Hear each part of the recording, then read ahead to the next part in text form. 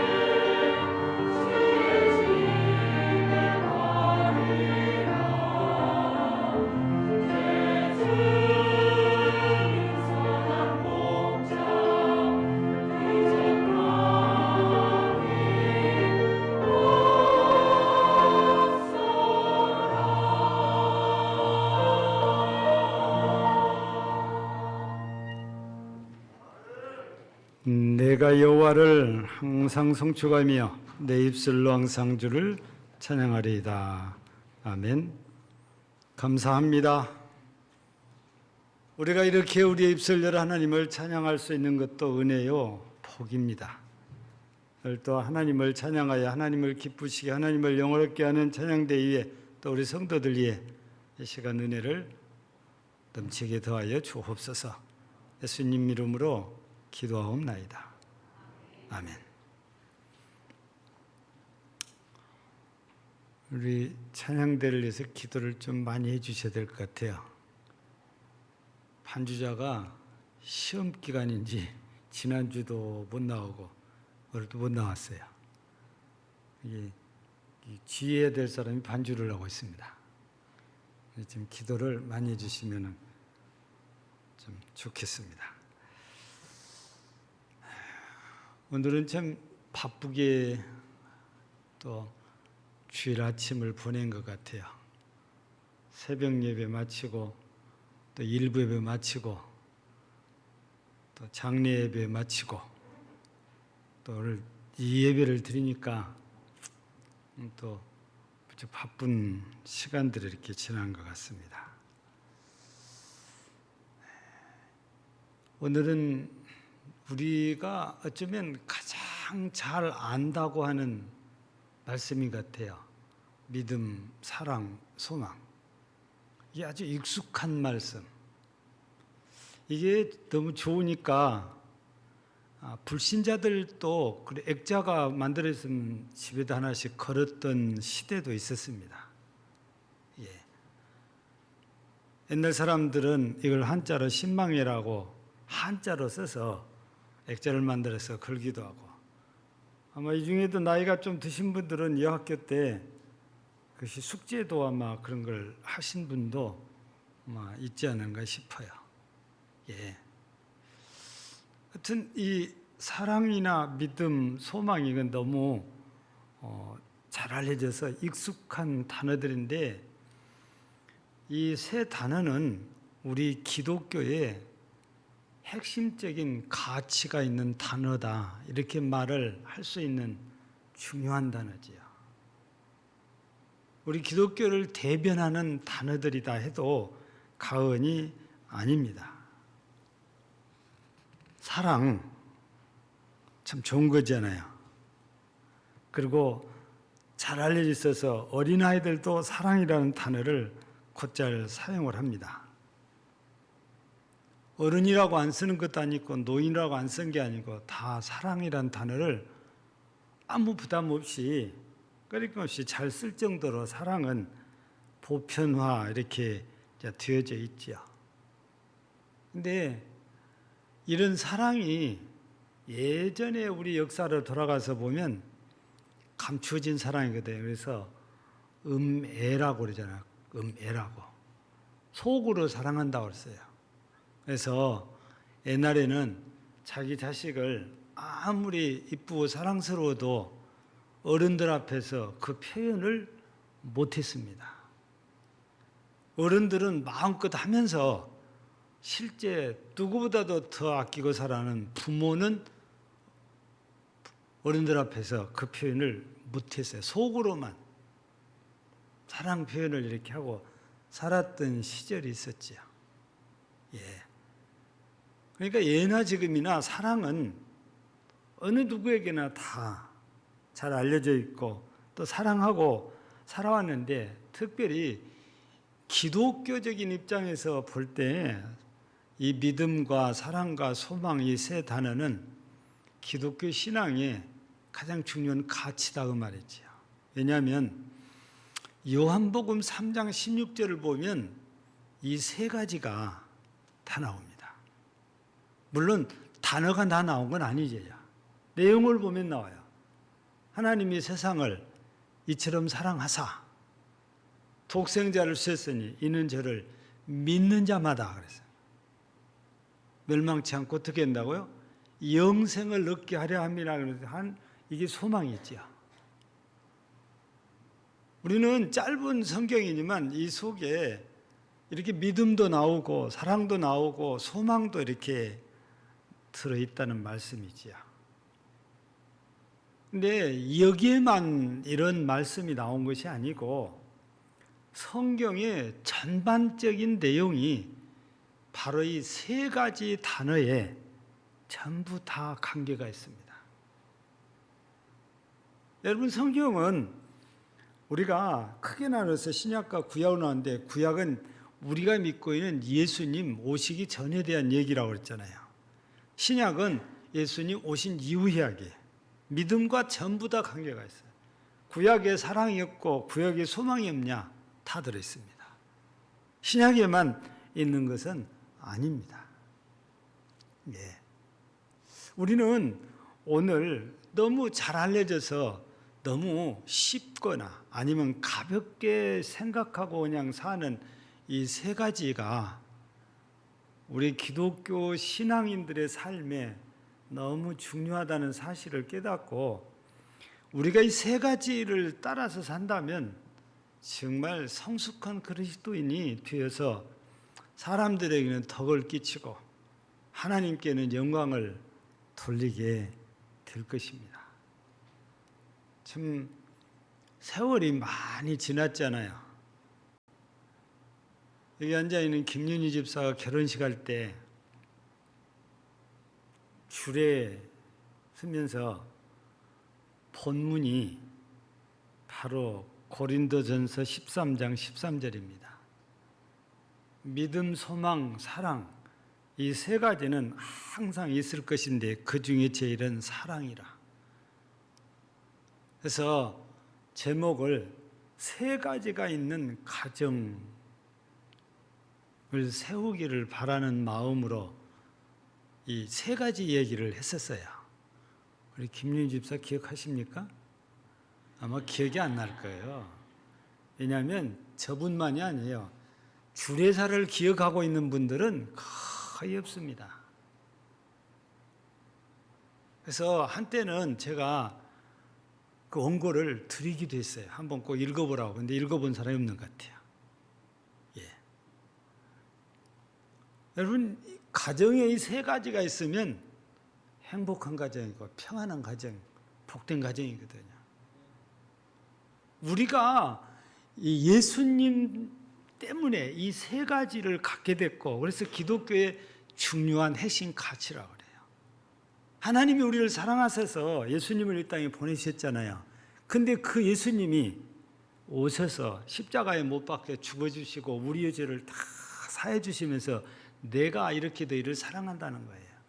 이것을 깨달은 사람들은 그 예수를 안 믿을 수가 없어요. 다 믿게 돼요. 그래서 이 믿음을 하나님께서는 예수님을 통해 주셨는데 에베소서 2장 8절에서는 이것이 하나님이 우리에게 주신 선물이라고, 믿음이 선물이라고 말씀을 하시잖아요.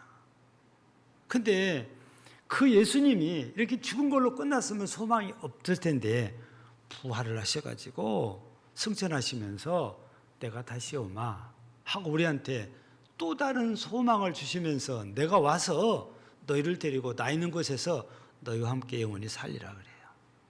우리에게 이런 소망을 주셨거든요. 그러니까 하나님께서 예수님을 통해서 믿음도 주시고 소망도 주시고 사랑도 보여주신 거예요. 하나님께서 말씀으로만 내가 너희 사랑한다 아닌 것이고 독생자이신 예수님을 보내서 십자가에 이렇게 죽게 하시면서 우리 로마서 5장 8절 잘 기억하신 대로 우리가 아직 죄인 됐을 때 그리스도의 십자가에 못 박아 죽으시는 하나님의 사랑의 확증이다. 사랑을 보여주신 거예요. 그러니까 이 성경 내용은 우리가 자꾸 보면 볼수록 믿음 얘기고 사랑 얘기고 소망 얘기예요. 그것도 예수님을 통해서 보면 더더욱 그렇습니다. 오늘은 고린도전서 13장 13절도 아니고 다른 데도 아니고 여러분 바울 사도를 통해서 하나님께서는 여러 부분에서 이런 말씀을 주시거든요. 로마서 5장 1절에서 5절에서도 믿음, 소망, 사랑 얘기를 하십니다. 말씀드린 대로 고린도서 13장 13절에도 그렇지요. 갈라디아서 5장 5절에서 6절도 그렇습니다. 골로새서 1장 4절 5절도 이 믿음, 소망, 사랑 얘기를 해요. 그 외에도 히브리서 10장 21절 22절 또 베드로전서 1장 21절 22절 히브리서는 22절 24절 이 내용들을 보면 아예 구체적으로 믿음, 소망, 사랑 이 단어가 다 나옵니다. 그런데 다른 부분은 그런 단어를 안 써도 이 믿음이 얘기고 사랑의 얘기고 소망 얘기다고 말이지. 그런데 우리가 이런 믿음이나 사랑이나 소망을 많이 가볍게 생각을 하고 그냥 지나치고 이렇게 사는 경우들이 많은데 앞서 말씀드린 대로 우리가 이 세 가지를 그리스도를 통해서 깨달아서 믿음을 갖고 사랑을 나누고 소망 가운데 산다는 것이 진짜 신앙인의 삶입니다. 오늘은 이 데살로니가 교회를 통해서 우리에게 주신 믿음의 역사, 사랑의 수고, 소망의 인내를 우리가 다시 한번 조명하고 살펴가면서 그리스도인 된 우리가 어떻게 믿음으로 살아야 되는지, 어떻게 사랑하고 살아야 되는지, 어떻게 소망 가운데 인내해야 되는지 우리가 말씀을 통해서 우리가 확인하고 앞으로 우리가 더욱 믿음의 역사를 이루고 사랑의 수고를 아끼지 않고 소망의 인내로 살다가 그 소망대로 하나님의 나라에 가서 영광을 누리는 그런 복된 성도들이 꼭 되셨으면 좋겠습니다. 먼저는 믿음의 역사라고 그랬잖아요. 그냥 믿음 얘기가 아니고 믿음 하면은 역사가 일어난다는 거지. 우리는 역사하면 좀 거창하게 생각을 해요. 왜냐하면 뭘 상상하냐면 기적, 표적, 기사 이런 걸 상상하니까 그래요. 근데 이 역사라는 말을 우리가 영어로 보면 워크로 돼 있단 말이에요. 워크는 무슨 뜻입니까? 의미가 뭐예요? 일입니다. 일. 그러니까 그냥 이 단어를 우리가 새롭게 말하면 믿음의 일이에요. 믿음에는 항상 일이 따른다는 겁니다. 다른 말로 바꾸면 믿는 사람이 진짜 살아있는 믿음으로 신실하게 살아간다는 것은 믿음의 결과가 꼭 나온다는 거죠. 그런데 그 결과가 뭐냐? 변합니다, 실은. 왜냐하면 예수님께서 십자가에서 날 위해서 피 흘려 죽으시고 내 죄를 사하시고 나를 구하셨다니 내가 그냥 옛날 그대로 살 수가 없어요. 그때부터 나의 구주가 된 예수를 믿고 사는데 내 삶이 변할 수밖에 없다고 말이죠. 우리가 잘 알고 있는 대로 사도행전 9장에서 보면 바울 사도가 사울이라는 이름으로 다메섹 도상에서 부활하신 예수님을 만나고 그분이 누구인가를 제대로 알게 돼요. 근데 옛날 그대로였습니까? 아니에요. 그때부터 변하기 시작해요. 완전히 180도 달라집니다. 그게 변한 거예요. 또 다른 면에서는 우리가 이 마태복음 13장에 보면 비유장이라고 할 만큼 비유가 많이 나오잖아요. 그 중에 31절 이하에서 보면은 겨자씨 이야기 나오잖아요. 겨자씨가 작다고 그래요. 근데 그게 심어졌어요. 근데 어떻게 된다고요? 싹이 나와요. 자라가지고 사람 키보다 더 커요. 보통 씨는 작은데 이 겨자나무가 2m 이상 자란다고 그래요. 사람 키보다 보통 크다고 봐야죠. 씨에 비해서 엄청 큰 거잖아요. 그 씨앗은 여기다 그냥 던져버리면은 우리 육안으로 찾을 수가 없을 정도로 작다고 그러거든요. 그래서 저는 겨자씨가 얼마나 작을까? 여러분들한테 설명할 때 어떤 씨에다가 비유냐면 여러분 봄 되면은 또랗게 핀 꽃이 보여요. 제주도 가면 엄청나고 우리 순천 동천에도 피죠. 뭐죠? 유채 씨에다가 비유를 해서 여러분들한테 얘기해요. 유채 씨가 작은 것처럼 겨자씨도 비슷합니다. 물론 채송화 씨는 그보다도 훨씬 몇 배 더 적어요. 예. 그러나 나무에 비해서 비교하면 상대적으로 적은 게 겨자씨다고 말이죠. 근데 속에 생명이 있으니까 심어놓으면 싹이 나고 자란단 말이에요. 이게 변한 거잖아요. 믿음이 생명 있는 믿음이란 이렇게 변화가 일어난다는 말이에요. 열매가 맺힌다는 것입니다. 그걸 오늘 성경에서는 역사다 이렇게 표현했고 다른 말로는 일이다. 그래서 바울 사도는 이 데살로니가 교회 성도들에게 이 서신을 보내면서 무슨 얘기를 하냐면 9절에 보면 이런 얘기가 나와요. 중간에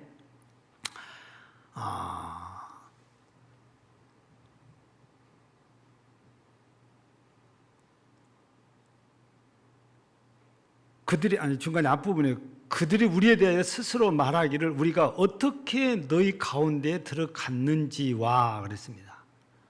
어떻게 너희 가운데에 들어갔는지. 이 말은 바울 사도가 이 데살로니가 교회 세우기 위해서 이 데살로니가라는 도시에 가서 복음을 전하는데 다른 데도 다 비슷하지만 참 고난을 많이 당해요. 돌에 맞아 죽을 뻔도 해요. 근데 왜 이곳에 들어가서 목숨을 걸고 복음을 전합니까? 믿음 때문에 그렇단 말이에요. 자신이 만난 예수, 그 예수를 만나고 나서 그분을 믿고 나니까 죽음이 문제가 아니고 내가 당한 고난이 문제가 아니고 내가 예수를 믿는다는 그 증거, 그 표현이 바로 이 복음, 생명의 복음을 누군가에게 전하는 것이었어요. 바울에게는 그게 일이고요. 그게 역사입니다. 예. 근데 바울이 그렇게 들어가서 했던 것처럼 9절 중간 뒷부분을 보면 또 무슨 얘기냐면 너희가 어떻게 우상을 버리고 하나님께로 돌아와서 살아 계시고 참되신 하나님을 섬기는지 그랬습니다. 여러분, 바울 사도를 통해서 복음을 받아들이기 전에는 이 데살로니가 사람들이 뭘 섬기고 살았겠어요? 당연히 그들의 우상 섬겨 살았잖아요. 여러분, 헬라 문화를 공부를 해보면 우상이 엄청나잖아요. 신들이 많아요. 다 그거 섬기고 살았어요. 근데 바울 사도를 통해서 예수 그리스도의 복음을 받아들이고는 그 우상을 버리고 하나님께로 돌아왔다는 것입니다. 이거는 교통용으로 쓰면 유턴했단 말이고 신앙용으로 쓰면 회개했단 말이잖아요. 그리고 돌아와서 뭐 하는 거예요? 우상을 섬기는 사람들이 9절 끝에 보니까 살아계시고 참되신 하나님을 섬기겠다고 말이죠. 믿으면 진짜 예수 그리스도에 대한 믿음이 살아있는 믿음이라면 이렇게 변화가 일어나요. 역사가 일어난단 말이죠. 우리 가운데도 우리 주님께서 원하신 것은 이렇게 진짜 믿는다면 우리에게 변화가 이렇게 일어나는 거예요. 삶의 변화죠. 삶의 변화뿐이 아닙니다. 삶의 변화가 일어나면 내 생각이 바뀌고 가치관이 바뀌어야 돼요. 예수를 믿게 되면 이런 것들이 자연스럽게 바뀝니다. 바뀌다 보니까 삶이 바뀌어져요. 변화가 일어난다 그 말입니다. 그래서 이 믿음이라는 것이 우리 기독교에 있어서는 정말 가치 있는 핵심 단어라고 말하는 이 믿음이 제대로 된 믿음이 살아있는 믿음이 내게 있으면 나를 변화시키거든요. 근데요, 나만 변화시킨 게 아니에요. 나가 변화된 걸 보고 누가 보고 있으면 그 사람도 바뀌어져요. 여러분, 초대교회를 한번 보세요. 초대교회 성도들이 예수를 믿고 바뀌어져서 변화되어 사니까 이 사람들을 본 사람들이 마음이 변화돼서 어떻게 돼요? 이들도 돌아옵니다. 나만 변하는 게 아니에요. 진정한 믿음, 살아있는 믿음의 역사는요, 나도 변화시키지만 나를 보고 있는 사람들이 변화가 돼서 주께로 돌아오는 역사가 일어나요. 그래서 주님께서는 우리에게 바라는 것이 이런 믿음의 역사를 이루는 성도가 되기를 바라고 있다는 거예요. 그냥 믿음으로 끝나지 않고 믿음이 역사가 일어나는 그런 믿음의 사람들 되기를 바라는 거죠. 이런 믿음의 역사를 이루는 사람들이 모여드는 곳이 교회거든요. 이런 믿음의 역사가 많이 나타날수록 교회는 부흥하고 성장하고 하나님의 나라는 점점 확장이 되어갈 것입니다. 그래서 하나님 앞에 영광이 되지요. 바라기는 우리의 금당제일교회도 이런 믿음의 역사가 끊임없이 일어나는 교회요 성도를 가득 차서 우리 하나님 앞에 큰 영광이 되는 영광스러운 교회, 영광스러운 성도 되어지기를 주의 이름으로 축복합니다. 두 번째는 사랑의 수고라고 그랬어요. 여러분, 사랑, 서두에 말씀드린 것처럼 좋은 말입니다. 애나 어른이나 좋아합니다. 젊은이나 늙은이나 다 좋아해요. 남자나 여자나 다 좋아합니다. 배우나 못 배우나 사랑은 다 좋아해요. 높은 데 있으나 낮은 데 있으나 다 사랑하기를 원합니다. 여러분, 우리도 역사를 보면 종을 두고 살았던 시대가 있잖아요. 그러면 종들은 사랑하지 않습니까? 아니요. 종들도 다 감정이기 때문에 사람인지라 사랑을 느끼고 사랑을 하고 살아요. 양반님들만 사랑하고 사는 게 아니에요. 사랑은 하나님께 주신 이 이성적인 에로스 사랑은 특별한 문제가 없는 한 누구나 느끼게 돼 있어요. 안타까운 것은 요즘 포괄적 차별금지법을 통과시키려고 애를 쓰고 있고 우리 기독교에서는 막으려고 애를 쓰고 있습니다. 우리가 한때 면역력이 생기지 않는 면역 결핍에 의해서 생긴 병이라고 해서 에이즈라는 병이 들어왔었잖아요. 근데 요즘 우리나라에서 1호가 발생했다는 병이 뭐예요? 원숭이 두창이에요. 근데 이게 신기하게 어디가 생기냐? 학문에서부터 생긴대요. 왜 그러냐? 남성주의 위주로. 남성들이 정상적인 성행위를 하는 게 아니고 학문에다 성행위를 하면서 이런 일이 생기기 시작했잖아요. 예. 여러분, 에이즈도 그것과 흡사해요. 남성들이 정상적인 남녀의 성결합이 아니고 다른 방법으로 성결합을 하다가 이런 병이 생겨서 많이 퍼는데 그게 성적인 교합을 하면서 이게 여성에게로 넘어갔고 여성이 또 남성에게로 주고 지금 수면 아래 감춰져 있어서 그렇지 우리나라에도 이 에이즈로 지금 고생하는 사람들이 상당수 이르고 치료받고 있는 사람들이 상당수 이릅니다. 여러분 포괄적 차별금지법 속에 이런 것들을 전부 다 성적 취향이라고 해서 자기가 하고 싶은 대로 사는 거에 자유다 해서 그렇게 해달라는 게 포괄적인 차별금지법 속에 들어있잖아요. 이 속에 또 들어있는 게 뭐냐? 지금 우리나라의 외국인들이 상당수 들어와 있는데 약 200만 명이 넘는다고 하대요. 아마 250만 명 정도 이렇게 보고 있는데 이 포괄적 차별금지법이 통과되면 내가 대한민국 국민인데 이 법이 통과된 나라에 가서 내가 살고 싶으면 등록만 하면 그 나라 국민이 될 수가 있다는 거예요. 그러면 대한민국에 너도 나도 와서 이렇게 등록만 하면 대한민국 국민의 자격을 얻어가지고 살 수 있다는 이런 독소 조항도 그 속에가 들어있다는 겁니다. 단순한 포괄적인 차별금지법이 아닙니다.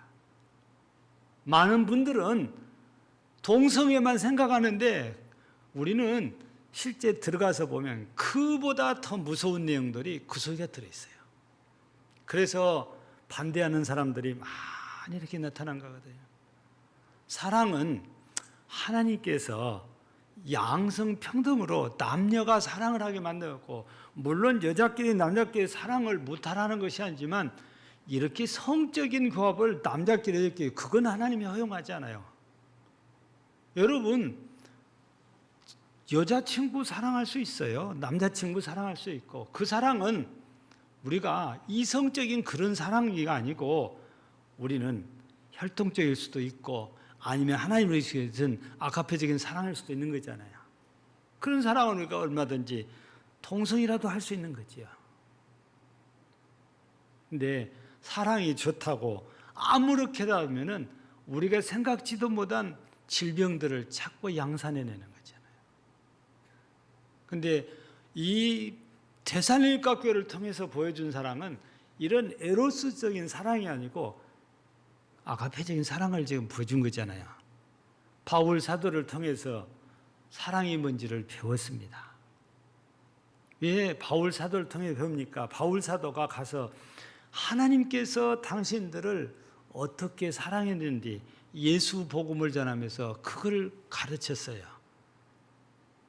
그랬더니 데살로니가 교회들이 우리가 이렇게 하나님의 사랑을 받고 있구나.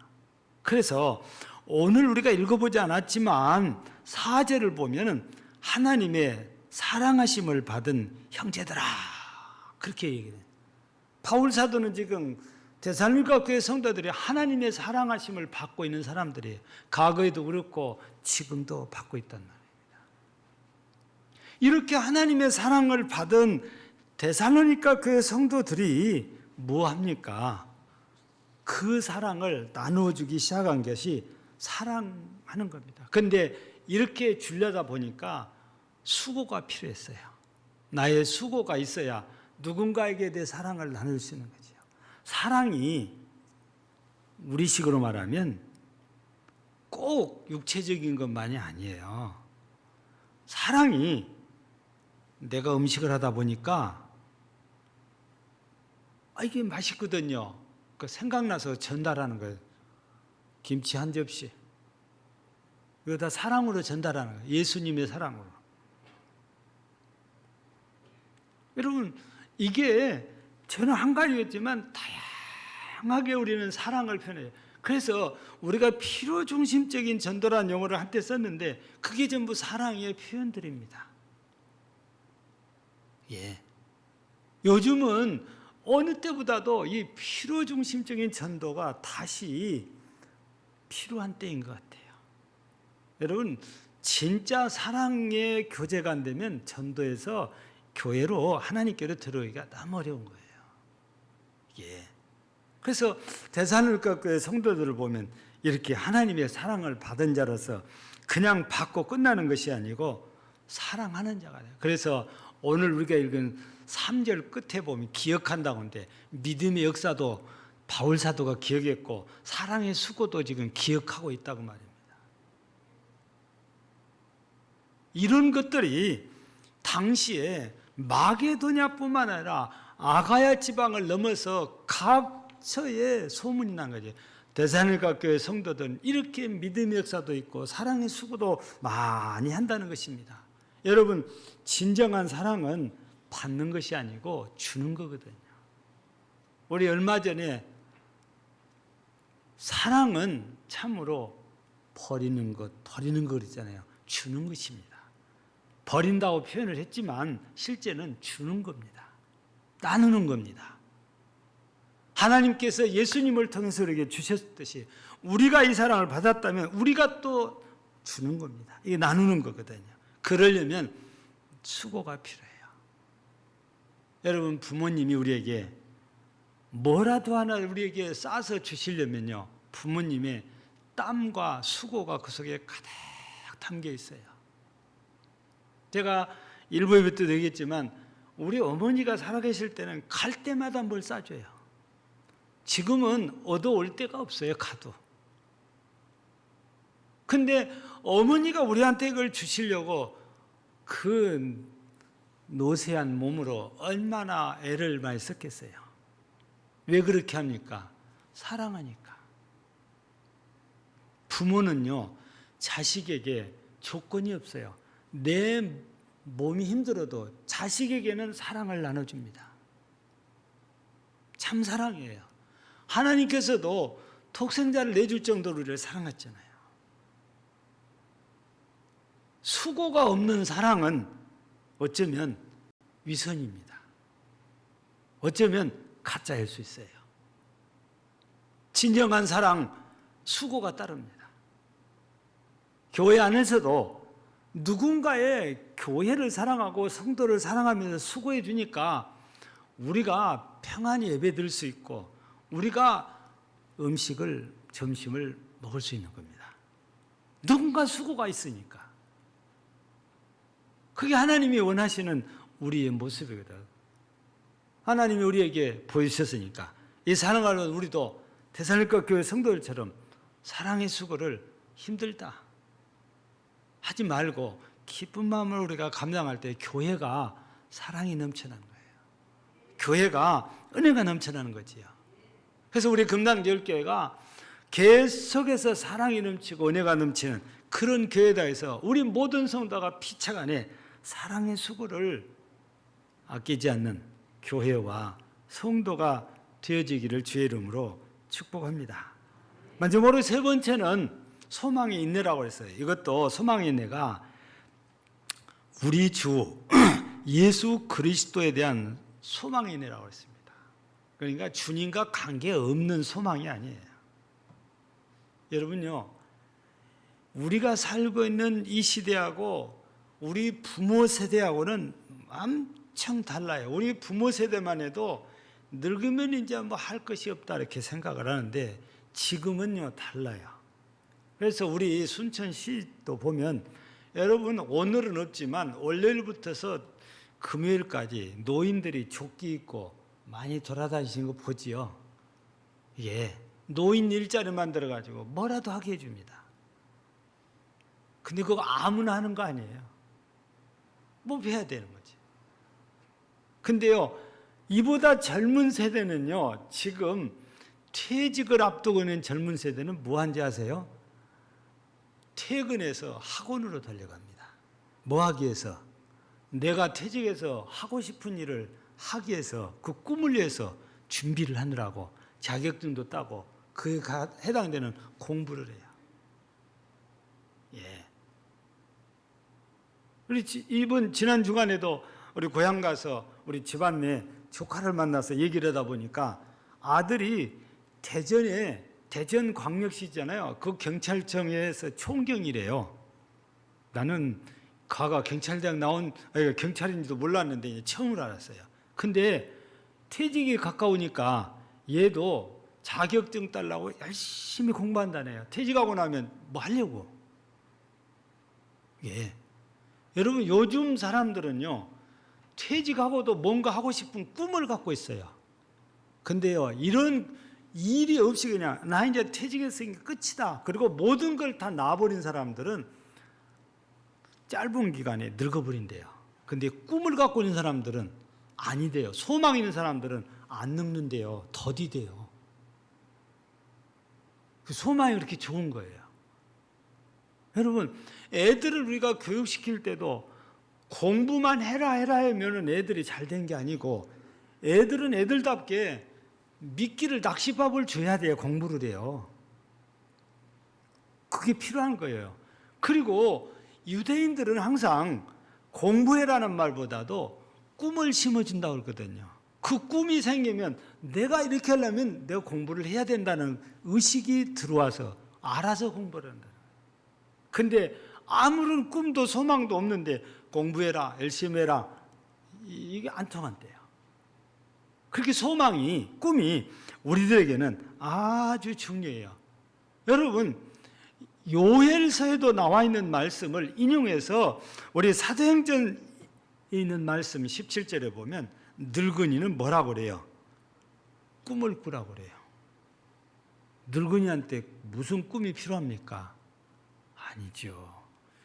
늙은이는 어떤 꿈을 꿔야 되냐? 천국에 대한 꿈을 꿔야 돼요. 꿈을 꾼다는 것은요, 꿈을 가지라는 것은요, 목표, 꿈을 바라보라는 것입니다. 천국 바라보고 살아라 그 말이에요. 노인은 노인들대로 가져야 될 꿈이 있다 그 말이거든요. 젊은이도 어린이도 다 마찬가지예요. 그 나이에 맞는 꿈이 필요해요. 그래야 열심히 움직입니다. 활동합니다. 게으름 피지 않아요. 나태하지 않아요. 우리는 나이 드신 분들뿐 아니라 모두가 영원한 하나님의 나라를 소망 삼고 사는 사람들이거든요. 그런데 이런 소망이 있는 사람들은 특징이 잘 참아요. 오늘 본문에서도 소망이 인내라고 그랬잖아요. 이것만 참으면 뭔가 있단 말이에요. 그러니까 소망이 인내라고 그래서 잘 참습니다. 여러분 인내하면은 누가 떠오릅니까? 인내. 우리는 욥을 제일 잘 떠올릴 수 있는데 근데 소망, 꿈과 관계한 인내를 얘기하면 욥이 아니고 요셉입니다. 요셉이 꿈을 꿨잖아요. 그런데 그 꿈 때문에 엄청난 고난을 당해요. 근데 그 고난을 잘 참고 인내하고 견뎠더니 영광이 찾아왔어요. 꿈이 이루어졌어요. 그러면 누구나 꿈을 갖고 인내하면 다 꿈이 이루어지냐? 그건 아니에요. 왜 아니냐? 우리가 창세기 39장을 통해서 보면 요셉은 그런 고난 속에서 견디고 있을 때 누가 함께 해줍니까? 여호와께서 함께 하심으로 그래요. 그러니까 우리의 꿈이 이루어지려면 우리가 참여해서 무조건 다 이루어진 것이 아니고 하나님이 함께 했을 때 그거 이루어진다고 말이죠. 여호와가 나와 함께 할 때 이루어지는 거예요. 요셉도 꿈은 하나님이 주신 꿈이었고 그 하나님이 함께 하셨더니 요셉이까지 참고 견디니까 그 꿈이 현실로 이루어졌잖아요. 여러분, 우리는 예수 그리스도에 대한 믿음을 가졌고 그분의 사랑을 통해서 우리도 사랑하며 살라고 그러잖아요. 근데 그런 삶이 소망이 있기 때문에 가능해요. 그 소망이 없으면 쉽게 포기합니다. 세상 사람들은 서로 사랑을 해도 기브 앤 테크라고 해서 주고받고 돼요. 근데 예수 안에서의 아카페 사랑은 아니에요. 받는 게 없어도 무조건 주는 것이게 돼요. 하나님이 보여주신 사랑이에요. 근데 그게 가능하려면 소망이 있어야 돼요. 아무런 소망이 없으면 우리도 지치거든요. 우리에게는 이게 땅에서의 삶이 하나님 나라에 갈 때, 심판받을 때 모든 근거가 되잖아요. 그래서 우리 마태복음 25장에 보면 37절 이하에서 무슨 얘기 나옵니까? 내 아버지께 복받을 자들이야 그러잖아요. 이 사람들 땅에서 뭐 했습니까? 사랑을 베풀고 산 사람들이에요. 하늘의 소망을 가지고. 그래서 우리 모두에게는 땅에서도 뭔가 소망을 갈 수 있겠지만 우리는 하늘의 소망, 천국의 소망을 갖고 살아야 되지요. 그곳에 가서 영생을 누릴 소망을 갖는다면 이 땅에서 아무리 어렵고 힘들어도 참고 견디는 인내를 할 수 있어요. 그래서 오늘 우리가 이 데살로니가 교회 성도들이 그렇게 핍박을 많이 받아도 환난을 닥쳐도 그래도 그 가운데서 기쁜 마음으로 말씀을 받았다고 6절에 보면 돼 있잖아요. 소망이 있기 때문에 그래요. 그래서 우리 금남교회 교회도 우리 모든 성도들도 소망 가운데 말씀을 받고 말씀에 순종하고 또 어려운 일이 있어도 또 절망스러운 일이 있어도 잘 참고 인내하고 견뎌서 여러분 주 안에서 그 꿈, 즉 하나님의 나라에서 이루를 받고 또 영생을 누리는 복된 성도들이 모두 되어지기를 주의 이름으로 축복합니다. 하나님, 우리의 삶 속에서 믿음의 역사가 일어나게 하시고 사랑의 수고를 하게 하시고 아무리 힘들어도 소망 가운데 잘 참고 견디고 인내해서 우리 하나님께서 우리에게 약속하신 대로 주님 다시 오실 때 우리 주님의 손잡고 하나님의 나라에 들어가서 영생복락을 누리는 정말 복된 성도들 되게 하옵소서. 예수님 이름으로 기도하옵나이다. 아멘.